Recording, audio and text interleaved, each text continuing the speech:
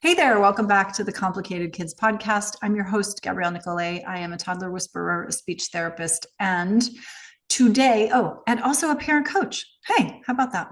Today I have Leslie Tyler with me. Leslie, welcome.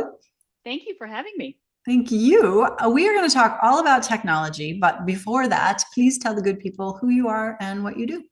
Yeah, thanks, Gabrielle. I'm Leslie Tyler. I am head of parent education at Pinwheel. Pinwheel is a company that sells devices that are designed for kids that are managed by parents. Oh, good, Mhm. good elevator pitch. Very nice. Okay. Anything else you want to say about that? Yeah, so at Pinwheel, as I mentioned, we sell devices. We have a mobile phone and a watch, and we're coming out with a landline phone, which is very exciting. It's the newest thing, and uh, and again, we are trying to help parents raise independent, well-adjusted kids who can use technology, for constructive purposes in their life, and limit the uh, doom scrolling, feeling bad about yourself, all of those, stranger danger, all of those kinds of things, all of those risks. But technology is here to stay and can be used in a really constructive way, especially for neurodivergent kids. So there's a lot of constructive, and the goal is to try to benefit from that, from the constructive good parts, and limit or eliminate the bad parts. That's the goal. So already you're going to have, there will be some people who will have turned this off, which is super interesting, right? Because this is a very nuanced view of technology. Already in the Hmm. first 2 minutes of this conversation, you have Yes. referenced multiple layers of nuance here. So I find Yes. that interesting. Hmm. I'll name it right here. You are selling a product and a service, and Yep. people can go look at it if they want to. Okay. Absolutely. Or not. Also, we're not the only ones. Yeah. So there you can look at other products as well. And Yeah. you should. And you should, right? But I think the thing that sparked my attention when we were talking just now is you have some things that you ask parents or encourage parents to think about when there comes that inevitable moment when a child is going to get slash need slash want slash whatever their Mm-hmm. device, right? They will have Mm-hmm. come to the age of getting a device. Hmm. Congratulations. Yes. So I like the way you put it before we hit record, and I would love for you to kind of talk about when does that happen? What is that moment? And please, you will say this. It's different for every family. So go ahead. Right. Yes, absolutely. I think that, and then we get this question all the time. Um, what age is the right age to give my kid a phone or device? And I wish that I had a prescription that said, you know what, you would be a good parent if you just did these four things. If you just waited until they were wait until eighth, for example, is one of the organizations that we partner with. But wait until they're 14. Wait until this. This is this. Then your kid will. I'm not sure exactly what we're all, me included, are trying to avoid in the future. There's some really horrible thing that will happen in the future if you don't do these five things. And that's just not the way it works, unfortunately. It's a lot harder, unfortunately, because parents, as if we don't have enough jobs to do already, this is another one. You have to also parent digitally too and help your kids become independent, well-adjusted adults. And this is the whole goal in my view, it's the whole goal of parenting, and Mine too. digital as well. And that extends to using technology well. So, and there are helps like government regulation that can happen, school phone bans. There's definitely movements afoot that will help parents do this, but you can't rely on that, for your own kid, especially if you have a neurodivergent kid. Yeah. So yeah. Now, anyway, so I think that so we get this question all the time. What's the right age? And it's way more complicated than that. Most of the time when kids will, as you said, need a device, they'll want it a lot earlier. But yeah, so putting that aside, they'll also want a brand new car. So the and ice cream for dinner. So you have to draw boundaries. So but the the time when you as a parent feel, okay, this is going to be convenient for me. I am concerned about their safety. Is the time, a lot of kids, it's when they start taking public transit or when they're walking to school with their friends with no adults, or they're getting involved in more after school activities and there's coordination of come pick me up now, I'm over here. That's the time. That's one of the triggers for parents to be like, you need some sort of device. Another big trigger is all my friends are getting phones. That's another big trigger. And that's a little bit more complicated because you don't know what those other families' lives are. And I think, for neurodivergent kids, there's also sometimes some learning objectives, especially with tablets. So, some other triggers, but yeah, there's no particular age and different for every kid. And so. Yeah. And probably later than you think. Usually later than you think. I mean, Yeah. almost no one says, I wish I had given my kid a device earlier. Mm. Almost no one says that. And so I think also setting expectations with your child about what this device is for, why we are getting it, my expectations for you using it. Those are important conversations to have before it ever shows up at your house. And I don't know, my kids, I used to joke that I needed 5 jackets, like Monday, Tuesday, Wednesday, Thursday, Friday, and then I'd go to school and bring them all home, just like because they would leave them all the time. And that's one of the considerations is like, is your kid going to lose it? Are they going to break it? Are they going to loan it to their friend and not get it back? There's a lot of, just practical considerations, not even considering what the device is. Right. So that's one question. And then the other component is what device? So you've come to this point of, okay, I have some need. I want to know where they are from GPS tracking. I want them to be able to be their own social secretary and not be in the middle of it. That requires maybe calling and texting. So, what is it that you need? What are you trying to accomplish? And what is it that you need the device to do for you? And you might consider, say, watch versus phone. So this is another really common question we get. Should I get a watch? Should I get a phone? They both have pros and cons. The watch is less addictive because it does less things. So, especially for a neurodivergent kid who may get in the loop and have a hard time transitioning and disengaging from the screen, watch might be a good option. Mm-hmm. If you have a kid who, is sensitive to, like my kids, these shoes can't be too tight and this can't be this, if you have a kid like that, having something on their body may not be a good choice. Mm-hmm. So, you have to think about, what is it you're trying to accomplish and, what would fit for your child? Mm-hmm. So, which kind of device are they going to be addicted? Is it going to be more addictive? Do they need more stimulation, less stimulation? More attached to them, less attached to them, that sort of thing. And I just really want to preface and kind of call this out because number one, again, back to this nuance, we're like acknowledging the existence of technology and the fact that kids are going to use it at some point. At some point. Again, unless we live off grid and in a community where that's not happening, which would be great. Mm-hmm. Then that's not most people. That's not most people. Okay. Mm-hmm. And then, oh, wow. Here we go. I lost my train of thought here. And then, I know what I was going to say. Okay. Mm-hmm.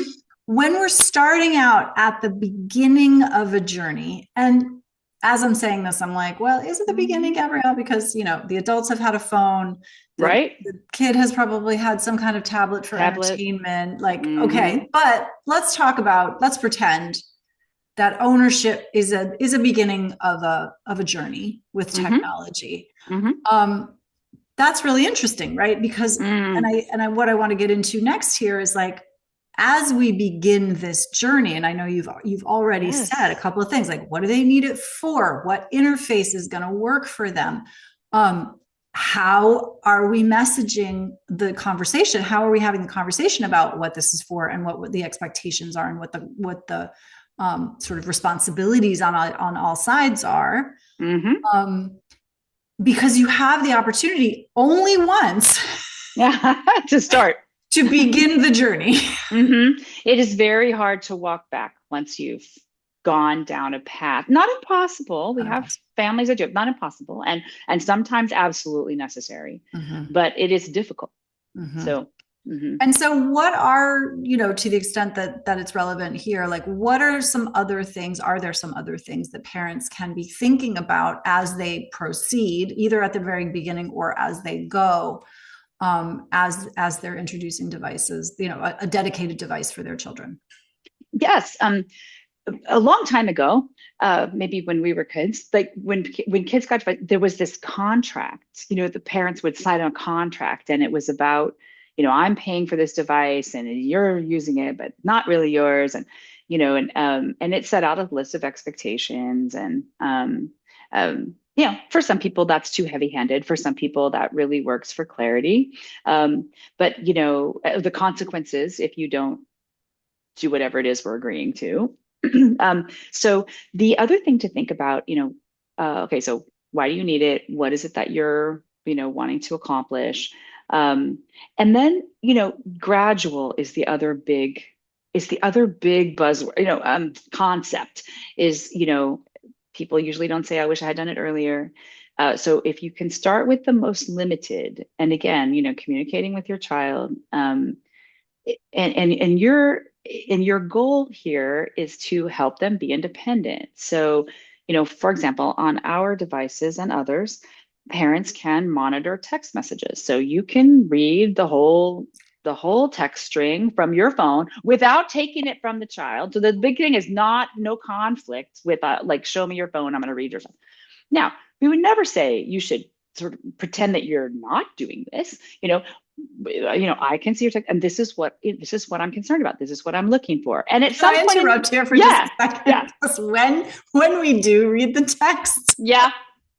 A lot of it is boring. I'm reading my son's text and being like, this is how they're spending their time. One word, bruh. Like, no, especially with boys. Yeah. Bruh. Yeah. Sorry. Did you see like, so-and-so beat so-and-so, right? Yeah. It's very boring. We actually also have an AI summary, if you choose to use it, that will just summarize the last 2 messages. Okay. Like I said, it's optional. You can also just read through them. But the idea is that, it's not like you're trying to spy on them or you're trying to hover. You're trying to be proactive and watch out for problems. And there will come a time in the future that you won't feel the need to do that because you feel like your child has it handled. And you can't say, well, that's going to be 16, 18, 34, some age in the future, this will be the case. So and the other thing that you, as a parent, you bring real world context to this. So, you may, child A, you're fine with your child spending the night there, you're not concerned about this particular friend. And so you probably wouldn't read that as much. This other friend over here, maybe that child is a little bit manipulative, or maybe this is kind of a toxic relationship. I want to watch this a little bit more closely. Just like, no, you can't be unsupervised at that child's house. You'll burn the house down, whatever, like is, whatever it is for your situation. So I think, it is to do things gradually and, start very limited, calling, texting, no image texting. We can, on our devices, you can restrict in image texting by person. So, okay, you can image text with grandma, but not with any of your friends. Because you're unlikely to sext your grandmother. Unlikely, and that's a whole different problem, right? Like, oh, grandma would be really shocked. but and then as your child demonstrates responsibility, and then you can add apps. Apps are really where the whole thing is on phones anyway. Yeah. Okay, pause. Yeah. What I hear you saying is open, frequent communication. Yes. About the how, the why, the where, the who, and the what. Yeah, right. About all of those things. About all of those things. And ongoing, right? Like check-ins and I know you've alluded to the fact that the technology helps you do that, but also real life conversations that get set up to talk about, I mean, it's so funny as I'm saying it, I'm like, this is like sex. We have to talk to kids about Right. technology in the same, not in the In the same same. way, but like Hmm. similarly frequently. Right. And non About making responsible decisions as well. And you know, and I had one of my wisest friend told me that she said, you know, you have to parent the kid that you have, you know, not the one you wanted, not yourself. A lot of people go around parenting themselves. Um, but you know, you have to see, you know, this is where sex is a good example. You know, you have your own sort of sexual history and baggage that you know, should work out in therapy by yourself. But then I but agree. then there's, you know, your child and the way that your child might respond to different kinds of romantic relationships, and you know, and supporting them. You know, your child is going to get their heart broken and it's going to be awful and you can't prevent it, but they will be a stunted adult if that's never happens to them. So like, Yeah, you know, no, this they will is, learn, they will yeah. survive, they will learn. And, you know, your job is to support them. And, you know, and if your child is in a romantic relationship where they're being taken advantage of, that's a different, you know, a different conversation to have them. Mm. Oof. Okay. So Yeah. let's So hard. talk about, It's yeah, so no, it's hard. really like it boggles the mind, I swear.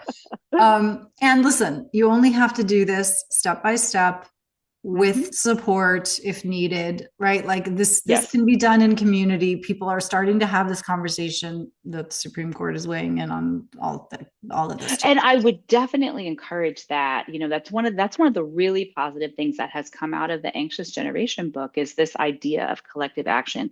So Mhm. that, you know, and I guarantee you that the other parents in your community are having the same thoughts and worries as you. So they you know, may, especially if they don't realize that other people are having these thoughts, you know, they will, you know, try to put, oh yeah, I have it handled, because we all want to like appear like we have it handled. But Mhm. if you can have a conversations, you know, a coffee chat with a few parents just about this topic, Mhm. you'll find a lot of commonality. And you know, the path of least resistance is to give your kid a hand-me-down iPhone.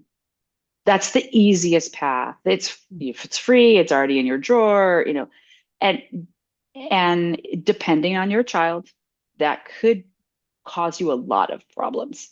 Mhm. So, I like what you said in terms, I don't know if you use these words, but the friction free. What mhm. you are suggesting is that we introduce friction on purpose into the system. Yeah, I know. And this is not a easy marketing message. Let's make But this harder for yes, let's you. make it harder for you. I know. I mean, I think it's just, but it is a recognition that it is hard. It is hard for you. This is hard. Right. And we're hoping to make it a little bit easier by by providing tools that will um, uh, be very limited out of the box, and then you can add, you know, Mhm. depending on your child's needs and their capabilities.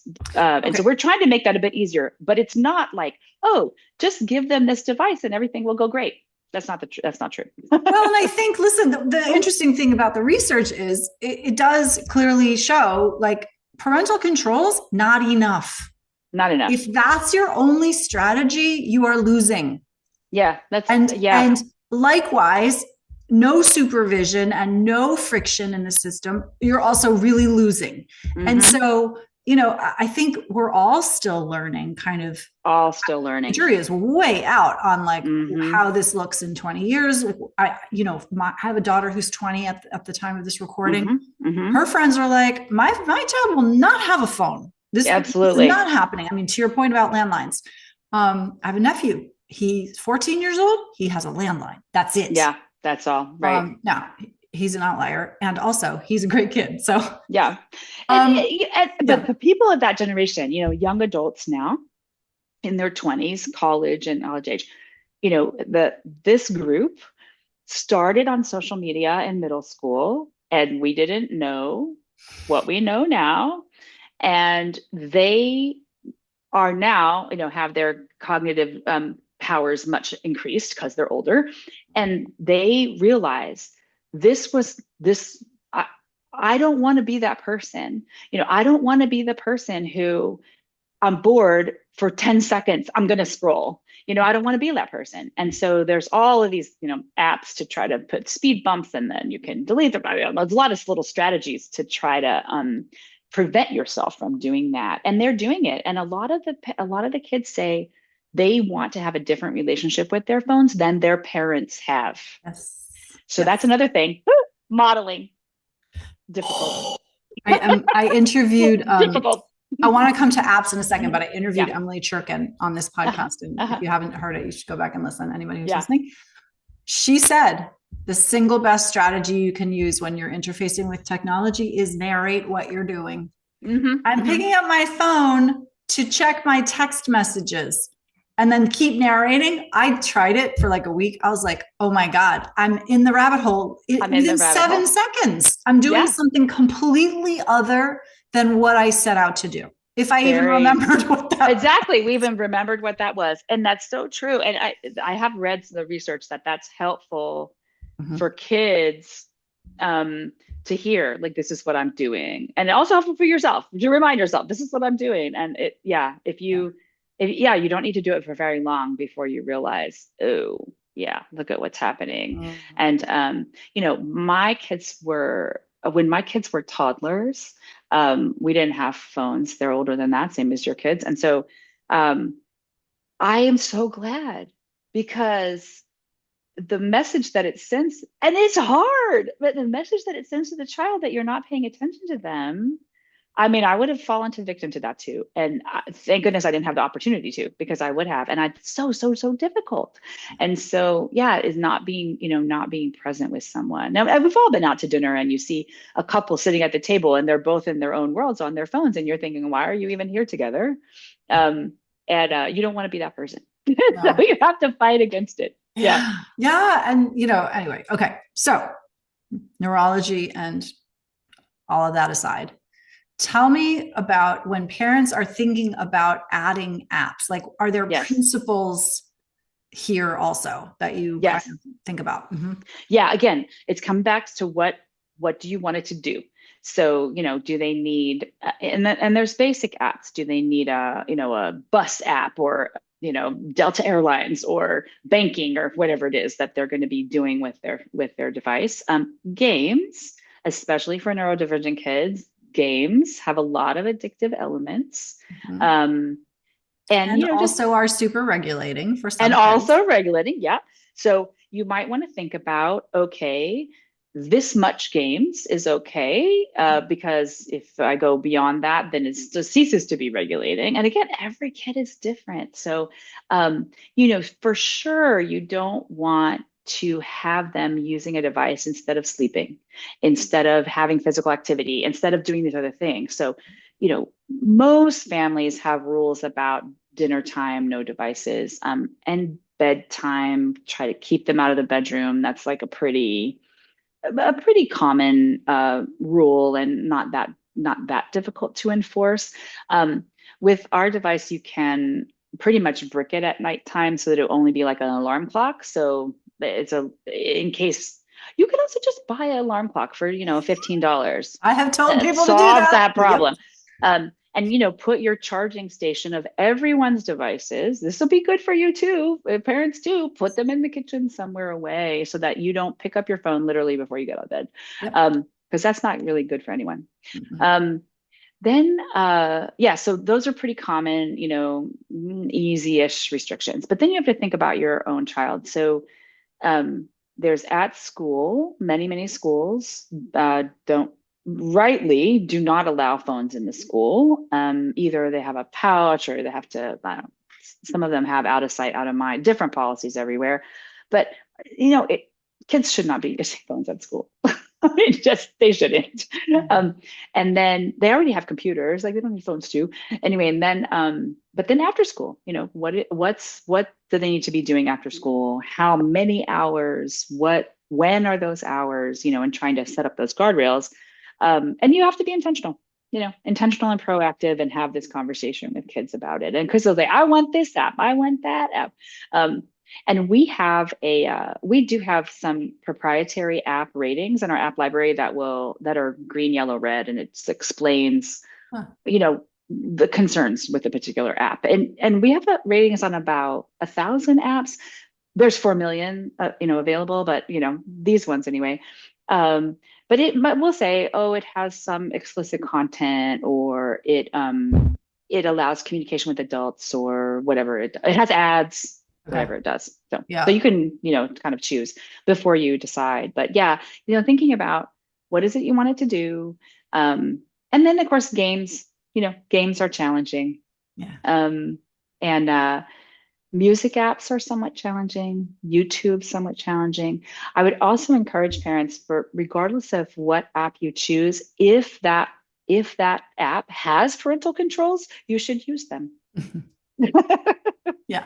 Yeah. Yeah. Use the Yeah. tools. Mm-hmm. Don't rely on any one tool, is what I hear you Any saying. one thing. I Yeah. think the message of the day, if I'm hearing you properly, Leslie, Mm-hmm. is discernment, discernment, discernment, conversation. Yes, conversation, and customize, and what is it that you're trying to do, and devices are not inherently evil. They can do a lot of good. Like you said, some games are regulating. Some kids are more able to develop relationships digitally, in conjunction with in real life. I'm not talking about having fake friends, but like they're able to develop their real life relationships if they have this, more anonymizing barrier too. So, and that's really what we're after. We're after constructive use, having our kids learn how to manage their own lives, decide what's good for them or not good for them, eventually develop real relationships. And of course, not being taken advantage of and stuff like that. Like that's sort of table stakes. Nobody wants that. And with AI, it's even harder. That's even harder to know. You also have to help kids understand what's real and not real. When we ourselves have trouble with it. Yeah. So, Yeah. it's Yes. that's a whole new frontier. The struggle is real. The struggle is real, exactly. The other one thing I wanted to mention about apps is notifications. Mm. So the Common Sense Media did a study where some average teenager, like in high school, gets something like 250 notifications a day. Like it's a ridiculous. I mean, bing, bing, bing, bing, bing, bing, bing, and you can imagine how distracting that is, especially for some neurodivergent kids, how distracting that is. And so one of the things that you can do is just turn those off.